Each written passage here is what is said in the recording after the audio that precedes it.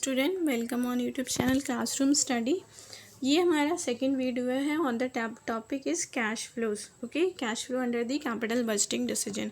इसमें क्या है, हम कुछ स्पेशल केसेस के under different cash flows calculate करेंगे जो कि कैपिटल बजटिंग या इन्वेस्टमेंट डिसीजन के अंडर कैलकुलेट करते हैं, और कैसे ये क्वेश्चन जो है या स्पेशल केस जो है हमें इन्वेस्टमेंट डिसीजन लेने में हेल्पफुल होगा वो हम देखेंगे इस वीडियो में। ओके, तो ये पार्ट 2 है आपका रिलेवेंट कैश फ्लोज और कैपिटल बजटिंग, जिसमें हम initial cash outflows, annual cash inflows, terminal cash flows और एट दी एंड प्रोजेक्ट में इन्वेस्ट करना हमारे लिए फिजिबल है, बेनिफिशियल है या नहीं, वो देखेंगे। Okay, so let discuss the different question और the cases. Okay, so here is a question is ABC Limited has the machine with an additional life is of 5 years, 5 years which cost rupees 10 lakh. Okay, उसका cost है 10 lakh rupees, has a book value of 4 lakh, new machine costing rupees 20 lakh is available, though its capacity is the same as that of old machine. मतलब new machine और old machine की जो production capacity है वो same ही है, but still we are replacing. Why? Because it lead to save in a variable cost extend to the rupees 7 lakh per annum. मतलब हमारा जो अगर हम रिप्लेस करते हैं ना न्यू मशीन से, तो हमारी वेरिएबल कॉस्ट जो है वो सेव हो रही है, तो बेसिकली हमें इतना प्रॉफिट हो रहा है 7 लाख का। And the life of machine will be 5 year eight the end of which it will B scrap value rupees 2 lakh. जो न्यू मशीन आप परचेज करेंगे ना उसकी लाइफ है 5 ईयर्स और उसका स्क्रैप वैल्यू है 2 lakh after the 5 years. The income tax rate is 40%. The policy of the firm doesn't make investment if the yield is less than 12%. अगर हम इन्वेस्टमेंट नहीं करेंगे इस पर्टिकुलर प्रोजेक्ट में, अगर हमारा जो रिटर्न है वो 12% से कम आता है, तो बेसिकली जो 12% है वो हमें डिस्काउंटिंग फैक्टर कैलकुलेट करने के लिए गिवन है, PVF प्रेजेंट वैल्यू फैक्टर लेने के लिए दिया हुआ है। The old machine if sold today will realize rupees 1 lakh. आपकी जो ओल्ड मशीन है ना 4 लाख वाली, अगर उसे हम आज बेचते हैं ना तो हमें कितना 1 लाख रुपये उसका वैल्यू जनरेट होगा। This is the sale value not the scrap value. ठीक है, ओल्ड मशीन का ये सेल वैल्यू है, स्क्रैप वैल्यू नहीं है, क्योंकि आज की डेट में हम देख रहे हैं ये स्क्रैप वैल्यू क्या होगा उसका at the end of 5 years, and it will have no salvage value लिखा भी है। देखो, if the sold at the end of 5 year, मतलब सेल्वेज वैल्यू जीरो है और sale value is rupees 1 lakh at present. The company uses straight line method of depreciation. Capital gain on sale of old machine is also subject to the tax rate is 40%। ये line अगर नहीं भी mention होती तो भी हमें same 40% ही लगाना पड़ता, जो कि अर्लियर मेंशन था। ओके, एडवाइज द ABC लिमिटेड वेदर और not the old machine should be replace. तो अब बताना है आपने कि रिप्लेस करें या नहीं। लास्ट वीडियोस में क्या है, हमने सिर्फ कैश फ्लोज कैलकुलेट किए थे, first 3 cash flows, initial cash outflow, annual cash inflows and terminal cash inflows. But इसमें क्या है, हमें वन मोर पॉइंट ऐड हो गया है, दैट इज़ कि कंपनी को एडवाइस करना है कि रिप्लेस करना बेटर होगा, बेनिफिशियल होगा या नहीं। तो ये एडवाइस करने के लिए हमें क्या है, एट दी एंड मतलब तीनों कैश फ्लोज कैलकुलेट करने के बाद NP भी कैलकुलेट करना होगा। NPV जो है नेट प्रेजेंट वैल्यू, उसको भी कैलकुलेट करना होगा, उसके बाद ही हम उनको सजेस्ट कर पाएंगे इट इज़ बेनिफिशियल और नॉट। ओके, सो क्वेश्चन में पहले हमें क्या है, तीनों कैश फ्लोज कैलकुलेट करना है। सो फर्स्ट है आपका initial cash outflow. So initial cash outflow में हमें कॉस्ट गिवन है न्यू मशीन का 20 लाख, ओल्ड मशीन को सेल कर रहे हैं 1 लाख में। ओके, सो टोटल आउटफ्लो हुआ माइनस करने के बाद 19 लाख। बट अब ओल्ड मशीन का जो वैल्यू है वो कितना है, देखो 4 लाख है बुक वैल्यू, लेकिन we are selling at rupees 1 lakh, तो 3 लाख का क्या है, लॉस। 3 लाख लॉस पर हम सेल कर रहे हैं, तो 3 लाख जो लॉस है उसके ऊपर हमारा टैक्स सेव हो जाएगा। ठीक है, तो 3 लाख का 40% मतलब 1,20,000 का हमारा टैक्स सेव हो रहा है यहाँ पर। ठीक है, सो टैक्स सेव जो है 1,20,000, और यहाँ पर ये टैक्स सेव ऐड नहीं होगा, लेस होगा, तो इसको यहाँ पर लेस लिख लेंगे। ठीक है, माइनस क्या है, 19 minus 120, so it's equal to 17,80,000 हमारा क्या हो गया, cash outflow. Initial cash outflow is 17,80,000। Okay, now the next cash flow क्या होता है, एनुअल कैश फ्लोज और सब्सिक्वेंट इंक्रीमेंटल कैश फ्लोज। तो इंक्रीमेंटल इंक्रीज़ क्या हो रहा है यहाँ पर, हमारा प्रॉफिट इंक्रीज़ हो रहा है। प्रॉफिट इंक्रीज़ हो रहा है उतना जितना हमारा वेरिएबल कॉस्ट सेव हो रहा है। तो वेरिएबल कॉस्ट सेव हो रहा है 7 लाख का, तो वही हमारा प्रॉफिट है। Also called profit before depreciation and tax, PBDT। Okay, so before depreciation and tax है, तो अब क्या करेंगे, डेप्रिसिएशन माइनस करेंगे। लेकिन डेप्रिसिएशन पहले हमें कंपेयर करना होगा ओल्ड मशीन और न्यू मशीन का कितना है। सो ओल्ड मशीन का book value is 4 lakh and उसका रिमेनिंग लाइफ इज़ 5। तो डिवाइड किया 80,000 उसका क्या है, डेप्रिसिएशन आ गया, annual depreciation as per the straight line method. Then new machine का जो वैल्यू है दैट इज़ 20 लाख एंड उसका सेल्वेज वैल्यू गिवन है 2 लाख, माइनस किया तो 18 डिवाइडेड बाय 5, उसका भी लाइफ 5 ईयर्स है, तो 3,60,000 हो गया न्यू मशीन का डेप्रिसिएशन। और ओल्ड मशीन का डेप्रिसिएशन 80,000। तो इंक्रीज़ हुआ है ना यहाँ से यहाँ तक देखो, तो कितना इंक्रीज़ हुआ है, 2,80,000 का इंक्रीमेंटल डेप्रिसिएशन है। तो 2,80,000 जितना एक्स्ट्रा डेप्रिसिएशन है उसको माइनस कर देंगे यहाँ पर प्रॉफिट में से, 7 लाख में से। ओके, तो टैक्स माइनस करने के डेप्रिसिएशन माइनस करने के बाद हमारा क्या आ गया, बिफोर टैक्स। तो अब टैक्स रेट है 40%, तो 4,20,000 का 40% 1,68,000 माइनस किया तो प्रॉफिट आफ्टर टैक्स आ गया हमारा, अर्निंग आफ्टर टैक्स 2,52,000। अब डेप्रिसिएशन को वापस से ऐड बैक करना होता है, तो फाइनल हमारा incremental cash inflow is 5,32,000 after adding the depreciation. Okay, now the third cash flow is terminal cash flows. तो टर्मिनल कैश फ्लो क्या होगा, न्यू मशीन का सेल्वेज वैल्यू अगर गिवन है तो वो आपका टर्मिनल कैश फ्लो होगा। न्यू मशीन का अगर सेल्वेज वैल्यू 0 है तो टर्मिनल कैश फ्लो भी 0 होगा। सो इन दिस क्वेश्चन हमें गिवन था 2 लाख उसका सेल्वेज वैल्यू था न्यू मशीन का, तो 2 लाख हो गया हमारा टर्मिनल कैश फ्लोज। ओके, तो अभी तक हमने तीनों कैश फ्लो कैलकुलेट कर दिए। नाउ दी डिसीजन, तो डिसीजन के लिए अब हमें क्या है, NPV कैलकुलेट करना है। तो NPV क्या होता है, NPV का formula NPV is equal to present value of cash inflows. ठीक है, पहले इनफ्लोज आता है, उसके बाद minus present value of the cash outflows.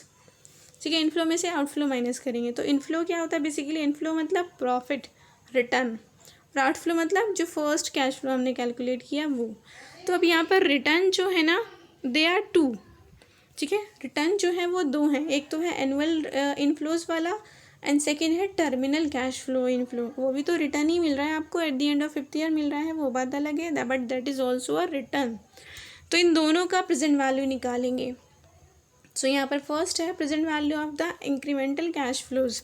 Okay, जो हमने सेकेंड कैश फ्लो में कैलकुलेट किया ना, दिस 5,32,000, उसका हम प्रेजेंट वैल्यू निकाल रहे हैं। तो क्या 5,32,000 into present value interest factor of annuity. अब ये जो 5,20,000 है ना, ये देखो क्या है, फिक्स है, एनुअल कैश फ्लो लिखा हुआ है कि एनुअली हमें इतना ही इतना मिल रहा है एवरी ईयर, तो इट इज़ फिक्स। जब फिक्स होता है तो क्या होता है, एन्युटी होता है। एन्युटी होता है तो हम कहाँ पर चेक करेंगे, present value of interest factor of annuity, table 4 में।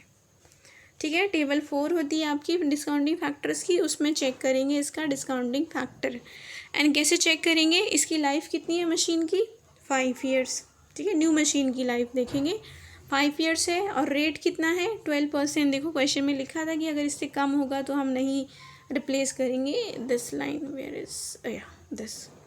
ठीक है, तो 12% के डिस्काउंटिंग फैक्टर लेना है एंड 5 ईयर्स में। ठीक है, 5th ईयर का लेना है, 5 ईयर्स के नहीं लेना, सिर्फ 5th ईयर्स का लेना है एट 12% फॉर 5 ईयर। तो टेबल 4 में देखते हैं 12% से और 5 ईयर का डिस्काउंटिंग फैक्टर क्या है। तो ये देखिए टेबल 4 है, इसमें 5 ईयर्स, 5 ईयर मतलब ये, और 12% मतलब this 3.605 is the present value interest factor of annuity. ठीक है, PBIFA, इसको मल्टीप्लाई कर देंगे 5,32,000 से, तो हमारा एनुअल कैश फ्लोज का प्रेजेंट वैल्यू आ जाएगा। ओके, तो ये मल्टीप्लाई किया हमने 3.605 से 5,32,000 को, तो हमारा 19,17,860 हो गया present value of incremental cash flows. Then है टर्मिनल कैश फ्लोज का प्रेजेंट वैल्यू निकाला है, मतलब सेल्वेज वैल्यू का निकालना है। सेल्वेज वैल्यू 2 है, लेकिन अब इसमें क्या है कि आपको जो सेल्वेज वैल्यू गिवन है वो गिवन है eight the end of 5th year, मतलब 5 ईयर का है ये इनफ्लो सिर्फ। मतलब ड्यूरिंग 5 ईयर नहीं है, only eight the end of 5th year return है ये। तो 5th ईयर मतलब एक पर्टिकुलर ईयर का है ना, तो पर्टिकुलर ईयर का जब रिटर्न दिया होगा तो उस पर्टिकुलर ईयर का हमें डिस्काउंटिंग फैक्टर लेना होगा। तो उसके लिए हम क्या करते हैं, उसके लिए we go with the table 3। उसमें हम कैलकुलेट करेंगे present value interest factor PBF, जो कि हमारा टेबल 3 में होता है। यहाँ पर क्या है, एनुअल नहीं बोला ना, ये दिस वाज द एनुअल और this is not the annual. ये क्या है, वन टाइम है, सिर्फ एक बार ही मिल रहा है आपको, और वो भी at the end of 5 year मिल रहा है। तो इसके लिए टेबल 3 में जाएंगे, टेबल 3 में 5th ईयर में देखेंगे 12% का वैल्यू क्या है और उससे मल्टीप्लाई। ये है टेबल 3, इसमें देखिए 5th ईयर का 12% से फैक्टर वैल्यू क्या है, दैट इज़ 0.567। तो इससे 2 लाख को मल्टीप्लाई कर देंगे, so that will be the present value. Okay, so salvage value आ गया हमारा, present value of salvage is this, multiply किया तो 1,13,400। So now the total present value of cash inflows क्या होगा, इन दोनों को एडिशन करने के बाद, मतलब 20 लाख, ठीक है, ये आपका 20,31,260 आपका हो गया total present value of cash inflows. ठीक है, कैश इनफ्लोज है ये। एंड कैश आउटफ्लो, अब एनपीवी करने के लिए क्या चाहिए हमें, दोनों का डिफरेंस चाहिए, इनफ्लोज और आउटफ्लो का। तो आउटफ्लो हमने फर्स्ट वाले जो आउटफ्लो है वो कैलकुलेट किया था, ये यहाँ पर दिस इज 17,80,000। तो इस टोटल 20 लाख में से 20,31 जो है उसमें से 1780 को माइनस कर देंगे, जो कि आउटफ्लो है। तो टोटल हमारा आ गया 2,51,260 एनपीवी। तो यहाँ पर एनपीवी क्या है, NPV is greater than zero. Greater than zero का मतलब क्या है, पॉजिटिव है। तो पॉजिटिव जब होता है तो we go with the project, मतलब हम इस पर्टिकुलर प्रोजेक्ट में इन्वेस्ट करेंगे, मतलब हम मशीन को रिप्लेस कर सकते हैं, इट वुड बी बेनिफिशियल। अगर ये माइनस में आता सपोज, तो मतलब क्या हो जाता, नेगेटिव हो जाता। नेगेटिव में हम फिर रिप्लेस नहीं करते, मतलब डिसीजन नहीं लेते उस पर्टिकुलर प्रोजेक्ट के साथ जाने का। ओके, रिवर्स हो जाता है। देन नेक्स्ट केस क्या हो सकता है, देखो यहाँ पर था कि आपको सेल्वेज वैल्यू गिवन था न्यू मशीन का, इसलिए हमने उसको कैलकुलेट किया। अगर ये सेल्वेज वैल्यू ज़ीरो होता, निल, तो फिर हम सिर्फ ये वाला पार्ट करते, फर्स्ट एनुअल का प्रेजेंट वैल्यू निकालते, ये सेकंड सेल्वेज का प्रेजेंट वैल्यू नहीं निकालते। और थर्ड केस क्या हो सकता है यहाँ पर कि ओल्ड मशीन का, यहाँ पर क्या था कि हमें ओल्ड मशीन का जो सेल्वेज वैल्यू था वो ज़ीरो था, न्यू मशीन का सेल्वेज वैल्यू गिवन था 2 लाख। ओके, वो भी सिचुएशन था। अगर रिवर्स हो, उल्टा हो कि मान लो ओल्ड मशीन का भी गिवन है और न्यू मशीन का भी गिवन है, ओल्ड का है 1 लाख, न्यू का है 2 लाख, तो 1 लाख का फिर हम प्रेजेंट वैल्यू निकालते हैं। यहाँ पर ये सेल्वेज वैल्यू 1 लाख को मल्टीप्लाई करते हैं 0.6567 से। और अगर उसके अगेंस्ट भी एक और फोर्थ केस हो, फोर्थ केस क्या है कि आपको ओल्ड मशीन का भी गिवन है सेल्वेज वैल्यू और न्यू का भी गिवन है, लेकिन ओल्ड का इस बार ज़्यादा है और न्यू का कम है 1 लाख। ठीक है, तो करेंगे क्या, तो सेम ही 1 लाख जो डिफरेंस आया है उसका सेल्वेज निकालेंगे यहाँ पर, लेकिन वो क्या होगा, माइनस कर देंगे। जैसे यहाँ पर हम क्या कर रहे हैं, इसको प्लस कर रहे हैं ना, जो हमारा एनुअल कैश इनफ्लोज है उसके साथ में उसको माइनस कर देंगे। फिर जो नेट प्रेजेंट वैल्यूज़ आएंगे उसमें से आउटफ्लोज को माइनस करेंगे। ओके, आई होप सारे केस समझ आ गए होंगे क्या क्या हो सकते हैं इस पर्टिकुलर क्वेश्चन में।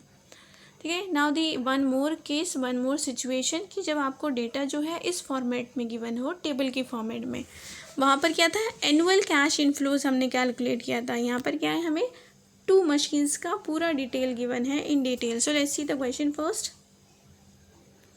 ABC limited has the machine which has been in operation for the 3 years। ठीक है, 3 साल से काम कर रही है। The remaining machine useful life is 8 years। अभी भी उसकी 8 years लाइफ बाकी है with the no salvage value. It's current market value is 2 lakh.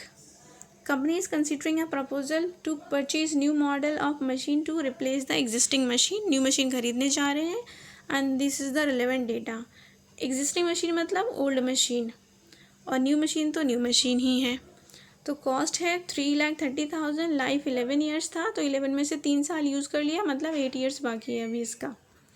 And new machine का है कॉस्ट 10 लाख, लाइफ 8 years है। और सेल्वेज वैल्यू देखो यहाँ पर इसका 0 है, इसका 40,000 है, सेम कैसे है जो लास्ट वाला था।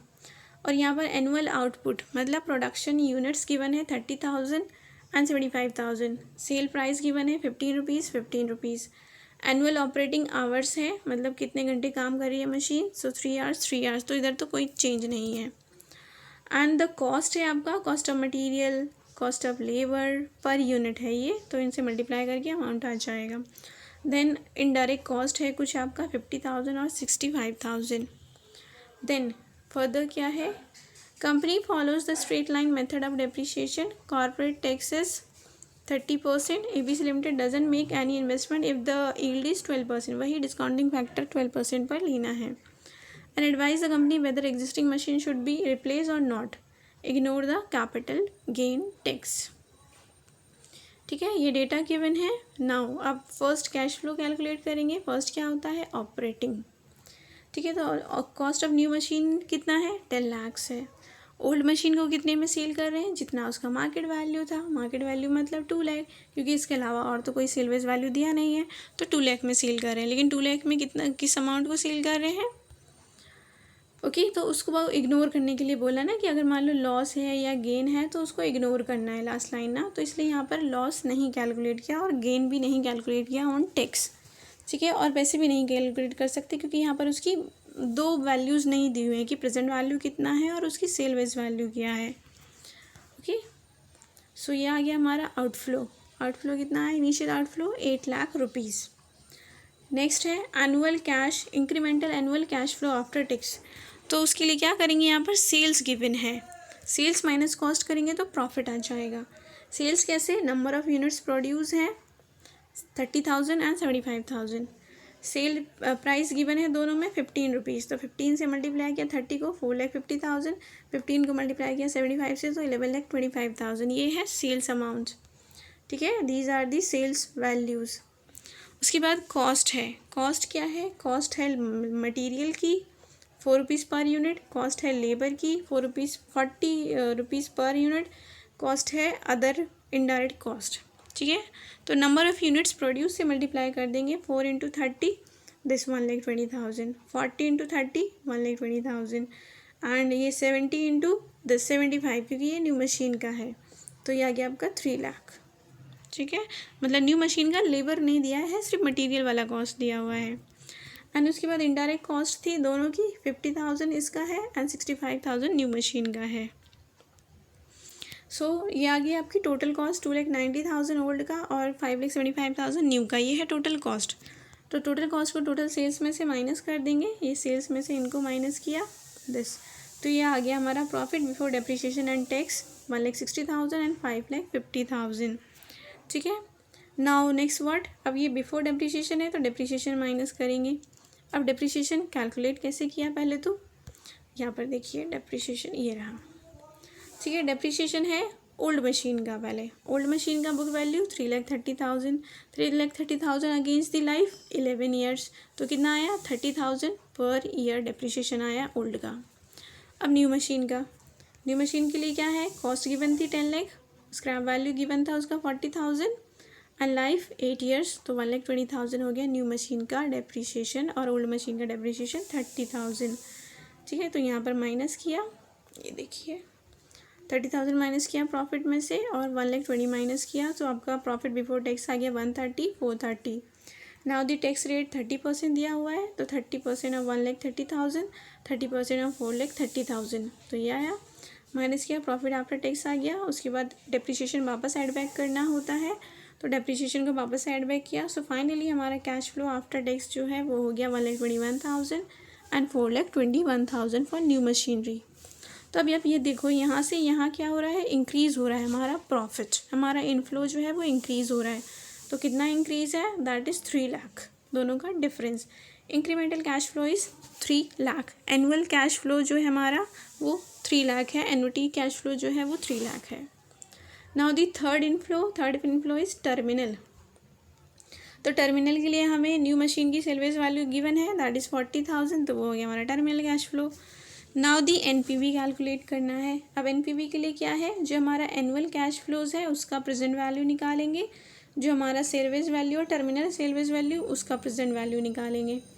तो फर्स्ट के लिए जो एनुअल रिटर्न दिया हुआ है वो दिया है आपको 1 to 8 ईयर्स के लिए, मतलब इतने ड्यूरेशन का है वो। तो जब ड्यूरेशन होती है ना तो we check the present value factor in table 4, क्योंकि टेबल 4 क्या होता है, PBIFA, present value of interest factor of annuity. Annuity मतलब फिक्स, 1 to 8 ईयर्स तक फिक्स अमाउंट है, आपको 3 लाख रुपए ही मिल रहा है, फिक्स है ना, एन्युटी है, तो इसलिए टेबल 4 में देखेंगे।